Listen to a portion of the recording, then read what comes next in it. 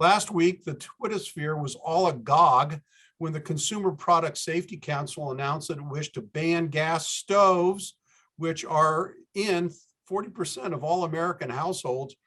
Quickly, they were shocked. Federal regulators were shocked by the outcry, and the public did a hasty retreat.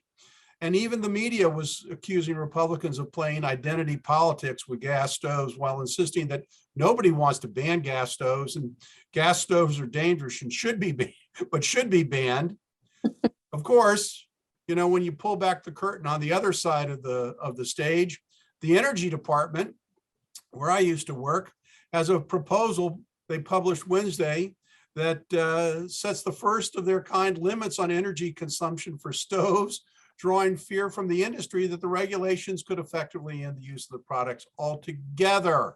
So, Maricé, are there just too many cooks in the kitchen? Why can't we just use our gas stoves? That was something that actually caught my attention because I had no idea that in Montgomery County, apparently, that we're on that bandwagon of of prohibiting gas stoves. I own a property with a gas stove in there now, so I really don't know, when is this going to roll out? How are we going to enforce this, et cetera? But I definitely think that we need to get the message out and educate our residents, because it was a surprise to me as well.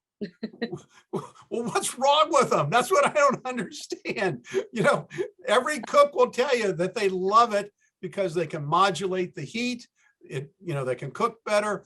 And Mark, as Maricé, alluded to, the county has already, under Mark Elrich's leadership, banned the future use of gas stoves by use of the building code, not health and safety.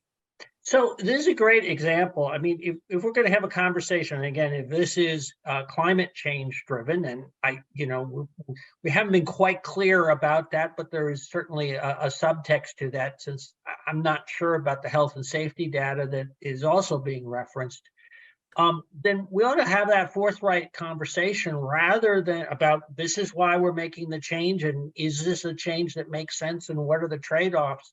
But unfortunately, what we do is we get these basically administrative proceedings where they're really essentially hidden from the public, and the public has very little input, and you kind of have know-it-allism, if you will, take hold and try and enforce changes that people really aren't prepared for or really aren't on board with. And then we back off. So, in another couple of months, we'll probably be talking about, are we going to be able to have gas-powered automobiles sold in Maryland anymore? And again, that's not something that's going to be altogether popular. And it's also something where there's not a case that's really been made that that's necessary. Well, as you know, Mark, Maryland is one of the states that is joined with California, right, and, on environmental issues.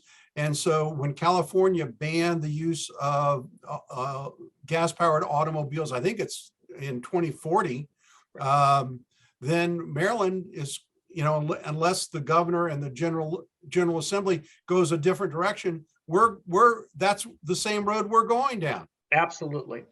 The road to perdition. I'll tell you, it's just, going to hell in a handbasket. All right, stay tuned for parting shots.